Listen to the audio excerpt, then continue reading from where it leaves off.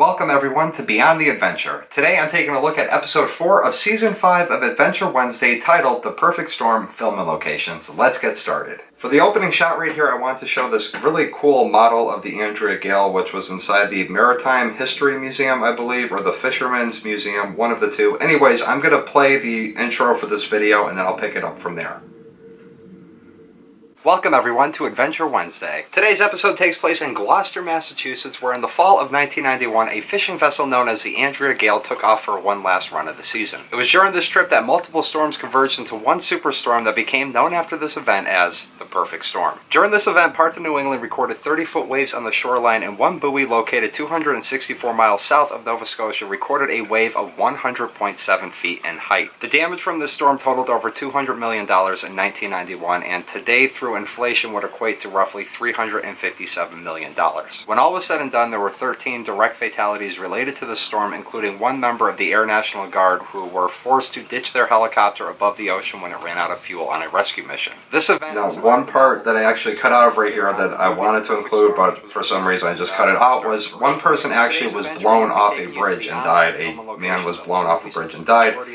Anyways, this is a clip from the movie The Perfect Storm that I'm talking about here. Like I said, I would highly recommend checking it out if you guys haven't seen it, but that's kind of a spoiler clip right there. I mean, you know, it's an older story, so I guess it would be common knowledge if you haven't seen it.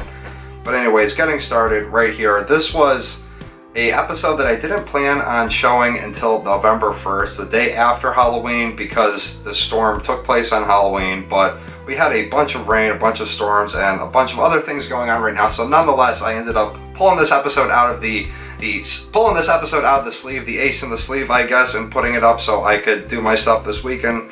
So they'll be back to regular stuff. That's why there wasn't really an intro or anything in there, because there was like no facial hair or anything. I felt the time jump would have been weird for you guys. Anyways, this is right down by the Fisherman's Memorial. You'll see in a second. There's this giant fisherman. A lot of people say it's the fisherman from the fish cakes and the fish sticks. Anyways, all these placards right here are just absolutely filled with names of those known to be lost at sea from that area. This was a really cool boat that I saw go by. I believe it's a Coast Guard boat. I'm not too sure. There is a Coast Guard station right by there. That's why the drone was not included in this video at all. But right here, there's a little sign. If you want to read more on it, you could pause it. There's a bunch of stuff on there. There's, like I said, all these names. That is just a ridiculous amount of names of people that were lost at sea. Really cool addition that in between each of these placards they have anchors. Now if you look at 1991 right there, those are the fishermen, the 6 fishermen, the captain included from the boat, the Andrea Gail, that died in the movie, or you know, in real life, the Perfect Storm, the story that was inspired by the Perfect Storm. So here's just a view of the bay. You can see the memorial down there. I guess during the summer months they have a bunch of vendors and everything. But behind that apartment building, that's the last building you see that's jetting out there, that is where the Coast Guard Auxiliary Station is. And they say they have a helipad when you look up for the Before You Fly app, the government app for the drone. Just want to include some shots of the ocean here. Very, very beautiful spot, very, very scenic. Ocean waves crashing right here. Now, it was the water was kind of dirty. As you can see, there was just a storm that had gone through couple of days before we had gone down here. This, like I said, was filmed a couple months ago. This is the time that I ripped my kneecap open. This was actually that day, that morning of the time that I ripped my kneecap open this summer. So hopping back in the car here, heading out, there was some event going on that weekend. It was like the Taste of Gloucester or Gloucester Food Festival, something going on. You'll see that in a second when I go down the corner, down this hill right here. But the location that I was leaving here to go to next was known as the Crowsnest in the movie. It was the local bar that the fishermen went to.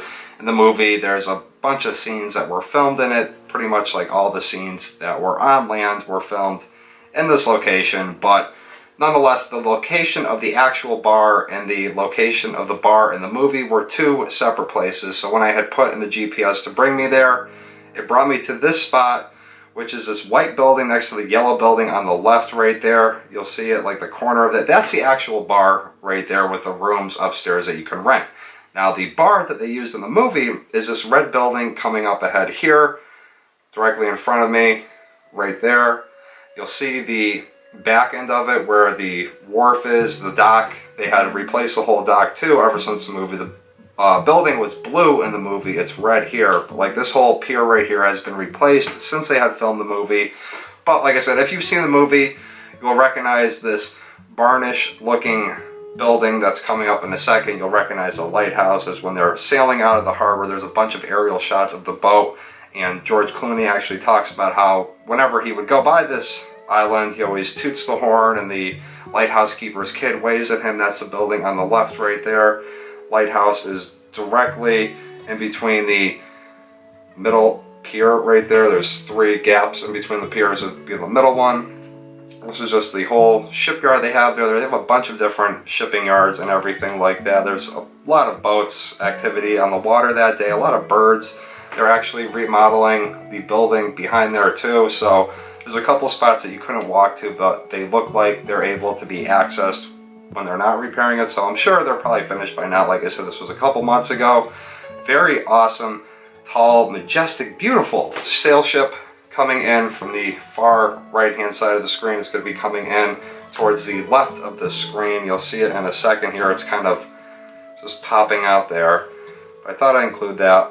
It was kind of hard too, trying to get a stabilized shot on this dock. As you can see, the other dock right there is shaking up and down. This dock is shaking up and down. As the waves come, the docks actually lift up from the pier there, so they kind of, or from the anchor there rather, the post, the column, you'll see it going up and down, so it's very wobbly in a couple spots. Nothing really I could do about that. I didn't have a gimbal or anything for the camera with me. Like I said, I don't know what that was up with that ship there. It kind of looked like a booze cruise or something like that, so maybe next time in the area, check that out. It looked like the people on there were having fun. It could also be a company, like chartered picnic or something like that. Right there, that is the Crowsnest from the movie. That building is blue in the movie. And then that right there is a harbor master. You can see the ladder, that's where they were doing work. It kind of looked like you could walk over there and there was a park, and that's where the Coast Guard station was. Those were just some rib cages from the boat. Absolutely fascinated by stuff like that, nautical things. This is me heading back to the truck. The museum, the Maritime Museum, is actually in the location of the Crowsnest from the movie, which is where the boat from the shot and the opening of this episode was. I didn't include any other footage from there just because I kind of want to keep this perfect storm film locations. That is the end of that episode. But yeah, I want to keep it more so just locations that you would recognize from the movie, because when you go inside the building, it's just been completely remodeled, completely gutted since the movie, so nothing looks familiar at all. They also have a really cool little like saltwater fish and like fish of the area, saltwater animals of the area exhibit in there. Really cool spot to check out.